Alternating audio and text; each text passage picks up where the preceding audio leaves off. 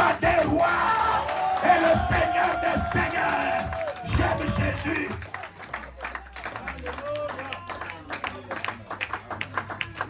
Jésus est roi.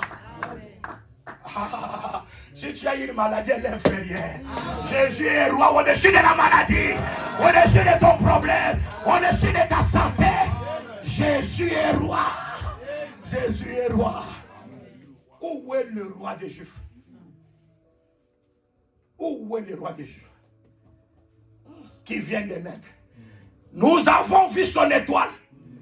Et c'est pourquoi nous sommes venus l'adorer. Nous sommes venus adorer le roi. Où est le roi des Juifs qui vient de naître? Nous avons vu son étoile et nous sommes venus l'adorer. Hérode appelle aussi les scribes. Et ce sont des gens de révélation. Parce que les gens de révélation voient l'étoile. Mais pour confirmer la révélation, venez avec les Écritures. Moi, nous disons, toute révélation sans Écriture, ce n'est pas la révélation. Oh, j'ai vu l'étoile qui me... Non, scribe, venez aussi. Ouvrez aussi les yeux. Donc, tout ce que nous parlons doit être vérifié par les Écritures. Amen. Amen. Si on vérifie, on trouve que l'Écriture ne donne pas Amen. Rejeté. Oh, Branham Malaki 4, l'Écriture n'a pas dit ça. Rejeté. Ils ne m'attendent pas. Amen. Oh, Philippe Kakou. Oh, c'est la voix de la nuit. Quand vous regardez, ce n'est pas comme ça. Rejeté. C'est le raisonnement. Quand quelqu'un vient vous dire, vous voyez, nous devons boire l'alcool, c'est bien. Quand je regarde l'écriture, celui qui boit l'alcool méprise le temple de Dieu. Amen. Amen. Vous êtes là? Amen. Hein? Amen. Paul a dit, n'avez-vous pas de maison? Pourquoi venez-vous seulement mépriser le temple du Seigneur? Et il nous a donné le conseil. Si pour le boire et pour la viande, je deviens scandale, je ne boirai pas du vin et je ne mangerai pas la viande. Pour ne pas devenir un scandale pour les faibles. Et il nous a dit, tout m'est permis, mais tout n'est pas...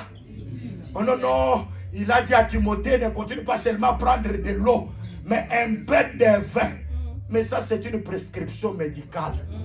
C'est une ordonnance pour pouvoir résoudre un problème de santé. Vous êtes là? Amen. Mais toi, tu es en bonne santé. Parce que la vie de Timothée, c'était tellement boire de l'eau. Toute sa vie, c'est boire de l'eau. Hein? Oh, Timothée ne buvait pas. C'est-à-dire Timothée avait la vie de boire de l'eau. Mais à cause de sa maladie-là, il faut boire un peu du vin. Pour les problèmes de l'estomac. À cause de la maladie. C'est une ordonnance adéquate seulement que pour une situation déterminée. Vous êtes là? Amen. Mais toutes ces personnes-là, les buvaient. Derrière la boisson, il y a la prostitution. Amen. Vous êtes là? Amen. Toutes les personnes qui boivent les liqueurs, derrière ça, il y a un esprit de prostitution. C'est pourquoi Osée prophétise. Osée dit ceci. Le vin et la prostitution font perdre l'essence. C'est-à-dire que Osée a assimilé, associé la boisson à la prostitution. Vous êtes là? Amen. Pour dire que ça fait perdre l'essence. Mais les gens sont là. Parce qu'ils sont encore remplis de eux-mêmes. La chair domine encore leur vie. Hein? Ils ont toujours les appétits à faire toujours ce qui est mal. Que Dieu nous aide. Amen. Nous prêchons la vérité. Amen.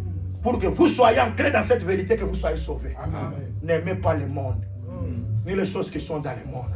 Celui qui aime le monde, l'amour de Dieu n'est pas en lui. Amen. Nous prêchons cette vérité.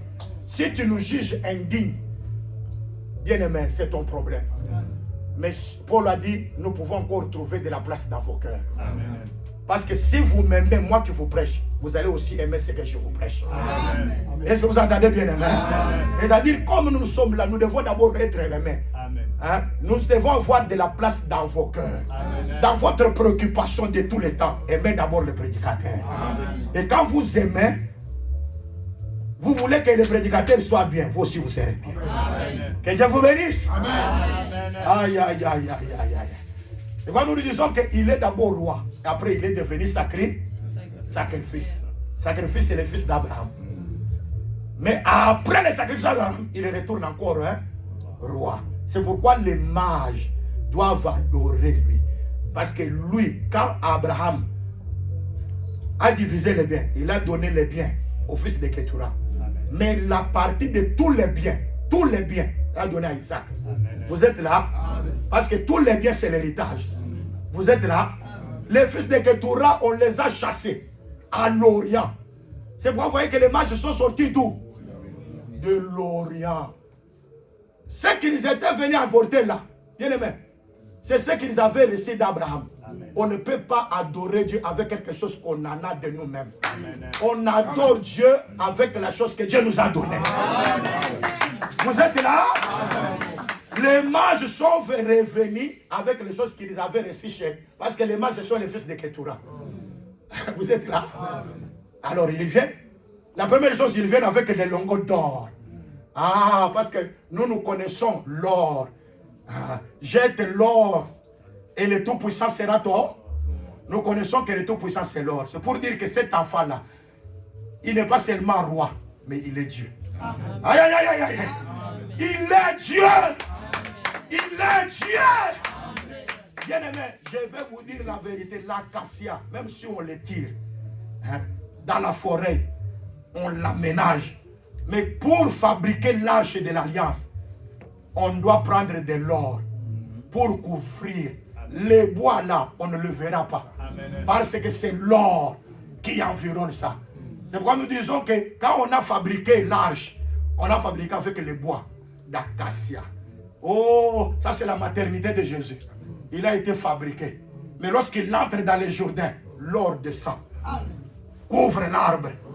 Et quand l'arbre marche, c'est Dieu dans un homme.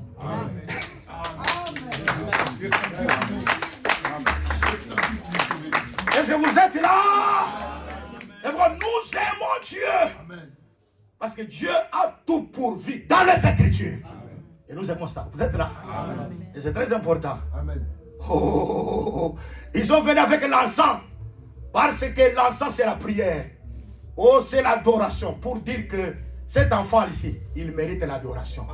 C'est lui qui doit être honoré. Ils sont venus avec la myrrhe. Parce qu'ils savent que la myrrhe vient pour embaumer. Pour dire que cet enfant ici aura la victoire sur la mort. Jésus-Christ a la victoire sur la mort. Et c'est très important. Jésus quitte le territoire de ce peuple. Il va dans un territoire étranger. Il est aussi chez nous maintenant. Hein? Parce que le territoire étranger, c'est toi et moi. Amen. La femme cananéenne avait sa fille malade.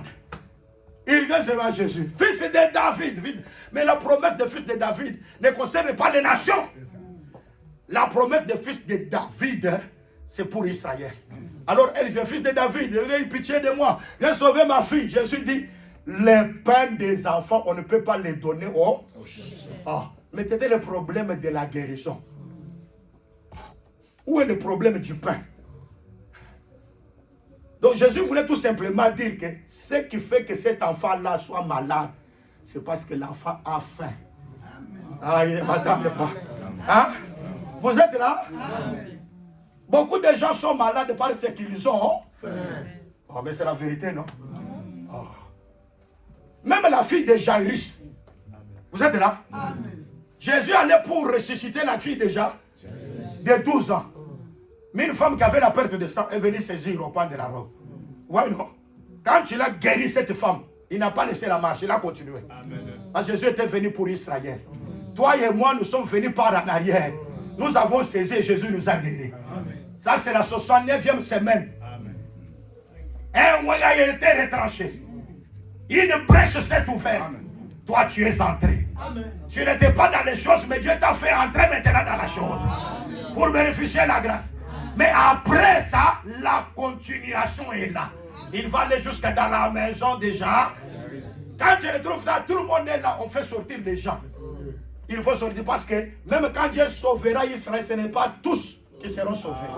Est-ce que vous êtes là? Alors les autres vont sortir. Il va entrer avec Pierre, Jean et Jacques. C'est ça, non?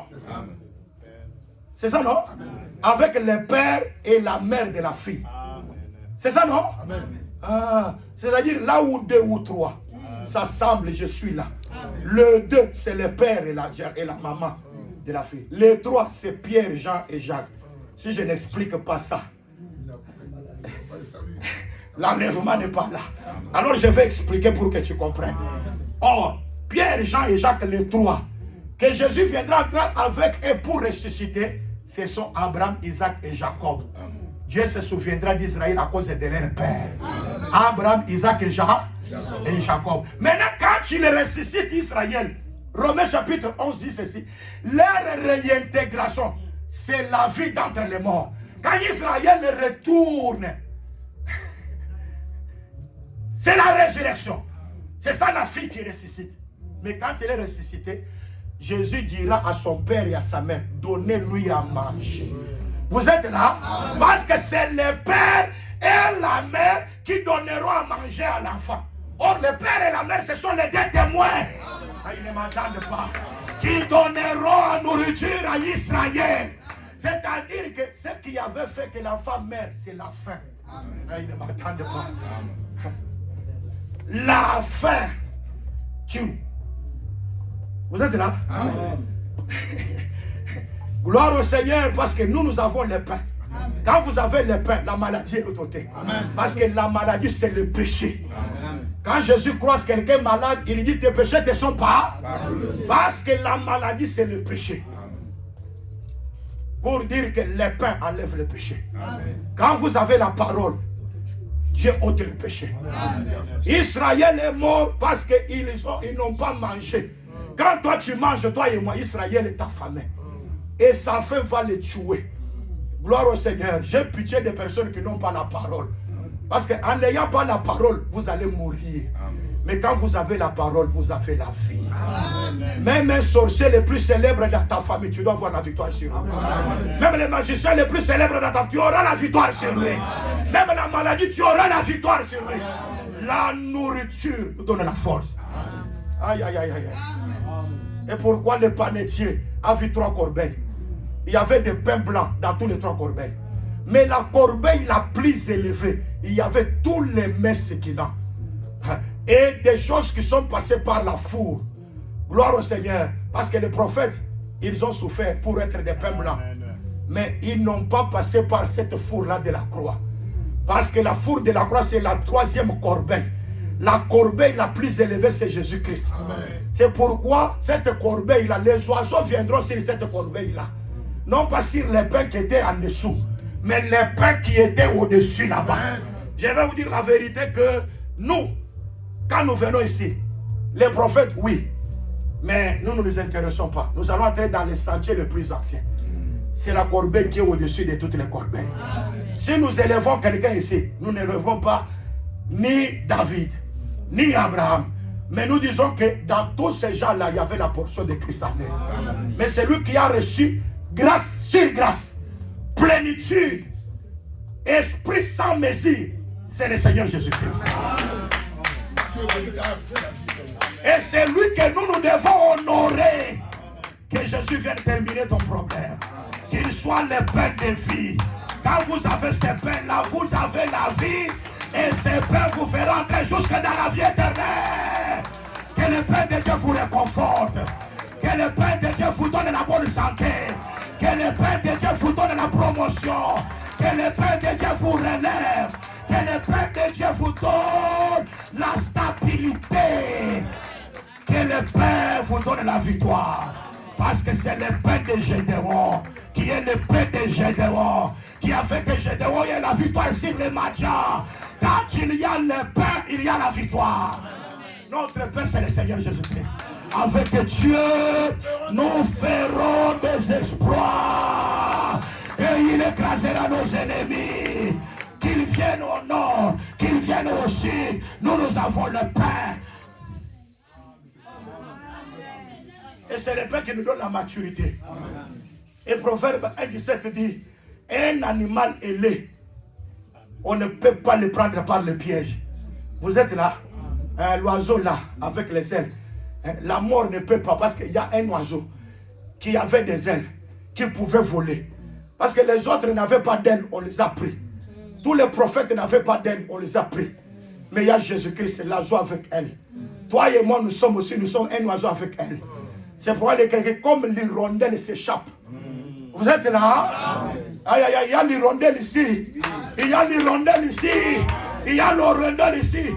L'hirondelle s'échappe des filets. La malédiction sans cause n'a point d'effet. Il y a des gens qui récitent ce verset-là, mais ne comprennent pas. Avant de parler que la malédiction sans cause n'a point d'effet, on commence d'abord par l'hirondelle qui s'échappe du filet. Hein? Parce que le filet, c'est la mort. Si toi, tu t'es déjà échappé de la mort, la malédiction n'aura pas de place sur toi. L'envoûtement ne t'atteindra pas. Oh, pour échapper à la mort, il faut manger le pain. La parole de Dieu nous donne la victoire. Que Dieu bénisse sa parole.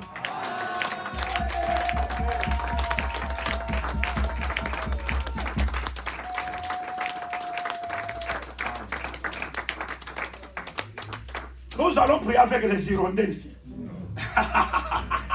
Est-ce qu'il y a l'hirondelle ici? Est-ce que tu peux te tenir debout? Il va dire, j'ai les ailes. Les ailes, c'est à la loi et au témoignage. J'ai les ailes.